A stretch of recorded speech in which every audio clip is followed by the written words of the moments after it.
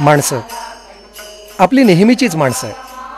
कोणत्याही खेड्यापाड्यात दिसणारी साधी भोळी भाबडी माणसं आणि त्यांचे निरागस भोळे चेहरे. यांना आयुष्यानं जसं दिलं तसं त्यांनी स्वीकारलं. ही माणसं जेव्हा एकेकटी आपापल्या गावात आपल्याला भेटतात तेव्हा सामान्य माणूस यापेक्षा वेगळी अशी त्यांची कोणतीच ओळख नसते.